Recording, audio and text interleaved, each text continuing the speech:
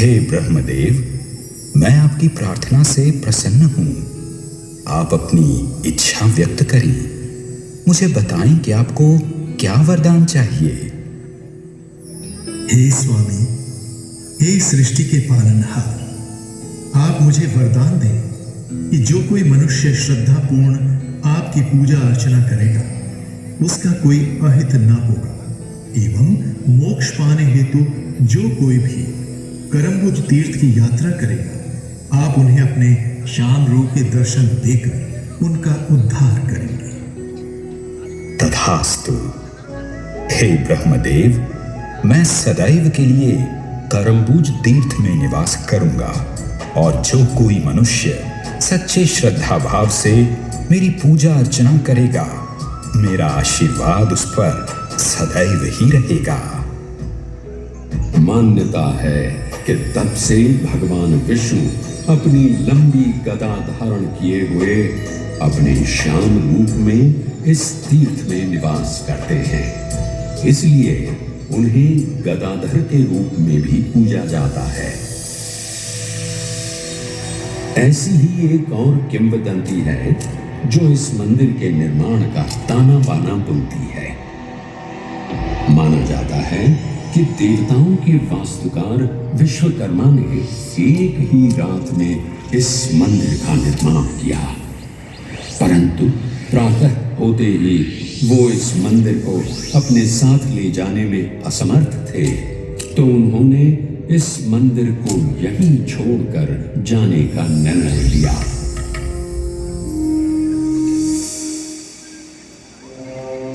किंवदंतियों से अगर प्रामाणिक इतिहास की ओर चले तो इस कहानी के पन्नों की शुरुआत मौर्य राजवंश से होती है। इसके आगे चले तो देवनी मोरी के पास पाए गए लेखों में कहा गया है कि ये क्षेत्र 4वीं शताब्दी के दौरान कथिक वंश के शासन के अधीन भी हो सकता है।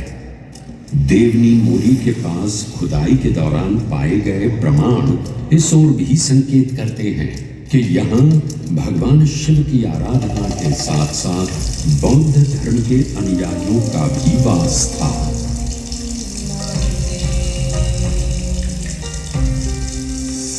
लगभग 5वीं शताब्दी के प्रारंभ में गुजरात में गुप्त काल का प्रारंभ हुआ।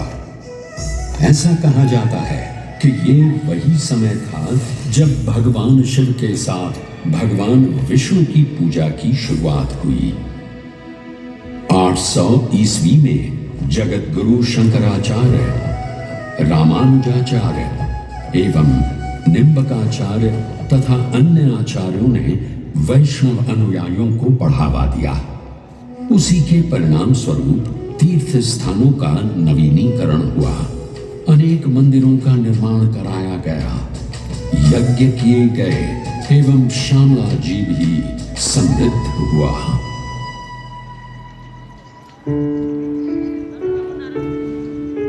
उन्हीं मंदिरों के निर्माण में मेश्वो नदी के तट पर हरिश्चंद्रनी चौरी मंदिर का विवरण भी मिलता है। 10वीं शताब्दी ईसा पूर्व में बने इस मंदिर की झलकियां आज भी देखने को मिलती हैं। इस मंदिर में एक आयताकार गर्भगृह के सामने एक बड़ा मंडप स्थापित है, जिसमें 2 समीपवर्ती दीर्घाएं हैं जो सभाओं या अनुष्ठानों के लिए स्थान सुझाती हैं। गर्भगृह की दीवारों पर कोई मूर्ति या नक्काशी अब नजर तो नहीं आती, लेकिन किंवदंतियों को माने तो यहाँ देवी मंगला की मूर्ति स्थापित हुआ करती थी। मंदिर का शिखर नागर शैली में निर्मित है। वर्तमान में मंदिर परिसर की दीवारें तो गिर चुकी हैं, लेकिन सजावटी प्रवेश द्वार यानी तोरण अब भी खड़ा दिखाई पड़ता है, जिसे गुजरात का सबसे पुराना तोरण माना जाता है।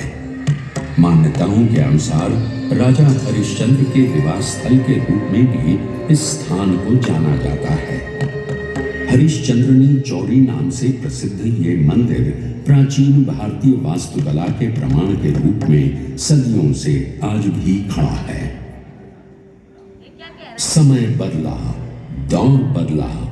गुजरात में सोलंकी वंश के पतन के बाद एक बुरा दौर शुरू हुआ। तब धार्मिक कट्टरता के आधार पर विदेशी आक्रांताओं ने अनेक मंदिरों को नष्ट कर दिया। राजनीतिक अराजकता के उस दौर में ईडर शासकों ने लगभग 1520 ईस्वी में एक संधि द्वारा इस क्षेत्र को पुनः प्राप्त कर लिया।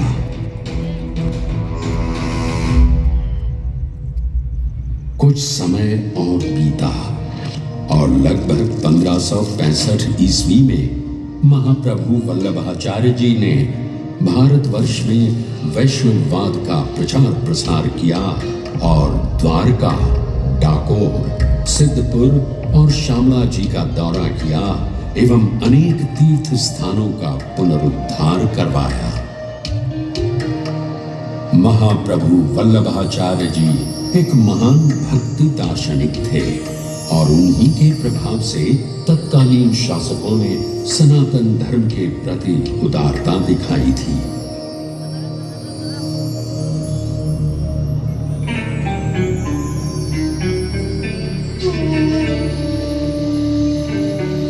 ऐसा माना जाता है कि उसी दौर में अनेक मंदिरों के साथ मेरे इस प्रांगण का भी जीर्णोद्धार कराया गया था। सफेद बलुआ और ईंट से निर्मित सोलंकी वास्तुकला का ये 2 स्तर वाला शामला जी मंदिर 3 प्रवेश द्वार वाली दीवार से घिरा हुआ है। मंदिर को मुख्यतः 3 भागों में बांटा गया है, जिसमें सभा मंडप, अंतराल और गर्भगृह शामिल हैं। मंदिर सुंदर खंभों पर टिका हुआ है, जिसके ऊपर एक छतरी विराजमान है और साथ ही उसकी दोनों ओर अर्धमंडलाकार रचनाएं मौजूद हैं। मंदिर के आंतरिक स्तंभ नीचे से ऊपर तक 3 भागों में विभाजित हैं, वर्गाकार, अष्टकोणीय एवं गोलाकार, जिनके ऊपर सुंदर फूलों की आकृतियां उकेरित हैं।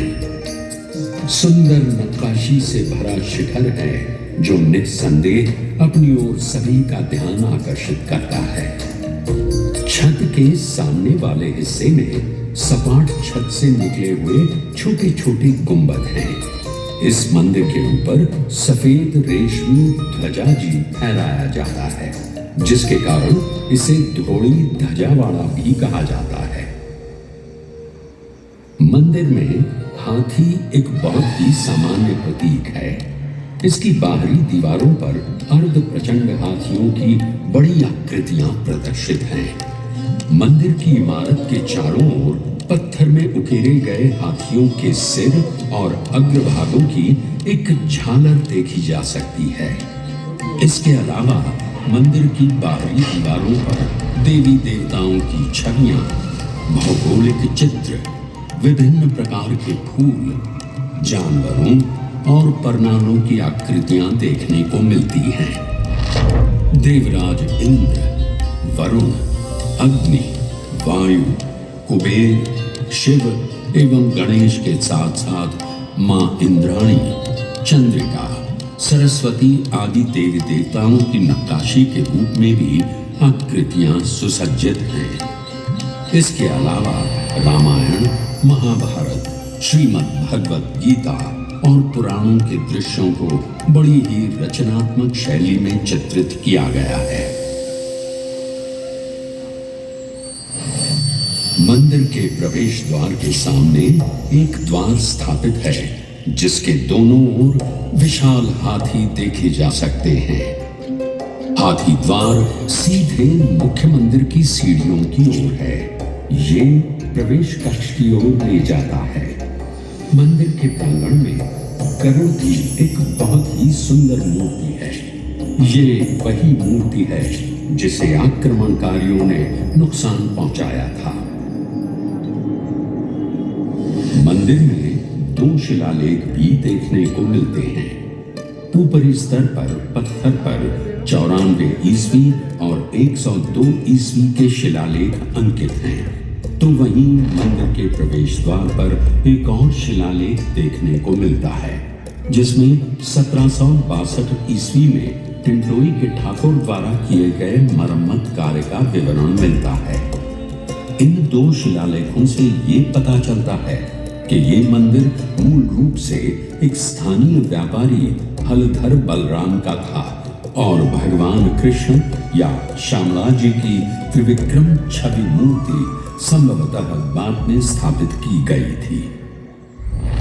वास्तुकला और मूर्तियों में अपनी कलात्मक सुंदरता के लिए मेरा ये प्रांगण पुरातत्वविदों और कला प्रेमियों के लिए